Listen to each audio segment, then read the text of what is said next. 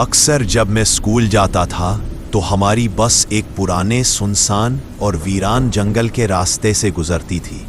वो रास्ता हमेशा अजीब सा लगता था। पेड़ों की शाखाएं हवा में इस तरह हिलती थी मानो कुछ कह रही हो। कभी कभी धुंध सी छा जाती थी और सूरज की रोशनी भी पेड़ों के झुके हुए सिरों से छुप जाती थी। रास्ता टूटा फूटा था, चारों तरफ सूखे पत्तों की सरसराहट और बीचों बीच एक ऐसा मोड़ जहां पर एक पुराना पेड़ खड़ा था। उसी पेड़ के नीचे थी एक कब्र, एक अकेली चुपचाप डरावनी कब्र। हर बार जब बस वहां से गुजरती मैं उस कब्र को घूरता रहता। कभी उसकी मिट्टी ढई हुई दिखती, कभी वहां कुछ धुंधला सा लिखा होता नजर आता और कभी कभी ऐसा लगता जैसे वहां कोई बैठा हो, कोई परछाई जो हिल रही हो। मैंने कई बार अपने दोस्तों से भी पूछा, तुमने देखा वो पेड़ के नीचे क्या है? पर सब हंस देते, तू भी ना जाए, हर चीज में भूत देखता है। पर मेरे मन में सवाल गहराता गया, आखिर ये कब्र किसकी है? इतनी वीरान जगह पर किसी की कब्र क्यों? और सबसे डरावनी बात, कभी कभी बस से गुजरते हुए मुझे इत्र जैसी एक खुशबू आती थी। वो खुशबू अलग थी, मीठी नहीं, ना कड़वी, एकदम मदहोश कर देने वाली। जैसे कोई पुरानी याद, जैसे कोई बीता हुआ वक्त। फिर एक दिन एक ऐसी शाम आई जिसने मेरी जिंदगी बदल दी। स्कूल से छुट्टी के बाद मैं अकेला साइकिल से उसी रास्ते से लौट रहा था। सूरज डूबने को था, पेड़ों की छाया लंबी हो चली थी और हवा में एक अजीब सी गंध थी, जैसे कोई मुझे बुला रहा हो। मैंने साइकिल किनारे लगाई और उस पेड़ की ओर बढ़ा। कब्र के पास पहुंचते ही हवा थम गई। पेड़ की शाखाएं अब भी थी, पर वो हिल नहीं रही थी। मैं कब्र के पास बैठ गया, मिट्टी को छूने लगा, धूल सी उड़ी और तभी वही इत्र की खुशबू।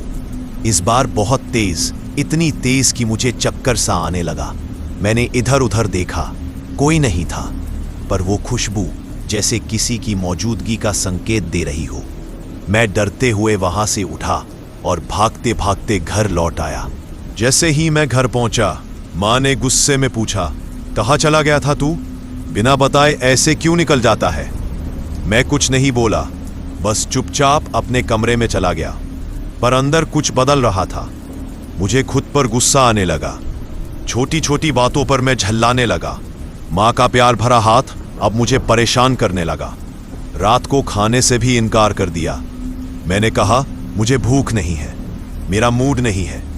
पापा ने चौंक कर पूछा, मूड? ये नया शब्द कहां से सीख लिया तूने? लेकिन मैंने कुछ नहीं कहा। रात को जैसे ही मैं बिस्तर पर लेटा, मेरे शरीर में कुछ अजीब होने लगा। पहले हाथ भारी लगे, फिर पैर, फिर सीने पर ऐसा लगा जैसे कोई बैठ गया हो। मैं चिल्लाना चाहता था, मां को बुलाना चाहता था, पर मेरी आवाज जैसे गले में ही फंस गई। पसीने से पूरा शरीर भीग गया। आंखें खुली थीं, पर मैं कुछ देख नहीं पा रहा था। अचानक जैसे किसी ने मुझे खींच लिया। मैं अपने आप बिस्तर से उठा, लड़खड़ाते कदमों से दरवाजा खोला और सीधा बाहर दौड़ पड़ा। आसमान की तरफ देखा, बादलों से ढका हुआ चांद, पर जैसे ही वो बादल हटा, मेरी चीख निकल गई। एक जोरदार भयानक चीख जिससे पूरा मोहल्ला कांप गया। माँ, पापा और पड़ोसी सब बाहर आ गए। माँ चीखी, जय, तू ठीक है?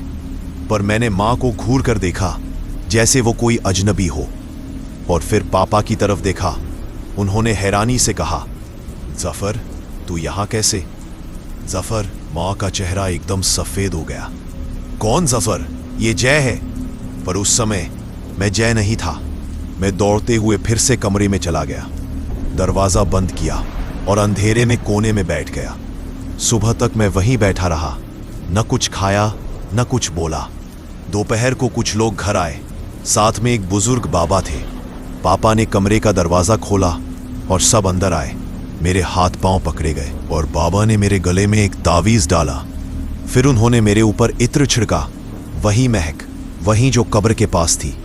मेरे आंखों से आंसू निकल आए और फिर जैसे किसी ने मेरा बोझ उतार दिया हो। कुछ दिन बाद जब मैं थोड़ा ठीक हो गया तो पापा ने मुझे पास बैठाकर कहा, जय, अब तू ठीक है, पर जो हुआ वो बस एक सपना नहीं था। सालों पहले एक लड़का था, नाम था जफर। वो एक इत्र बनाने वाली फैक्ट्री में काम करता था। बहुत शरीफ और सीधा लड़का था। पर एक दिन फैक्ट्री में आग लग गई और जफर उसमें जिंदा जल गया। उसकी कब्र वही पुराने पेड़ के नीचे बनी जहां तू गया था।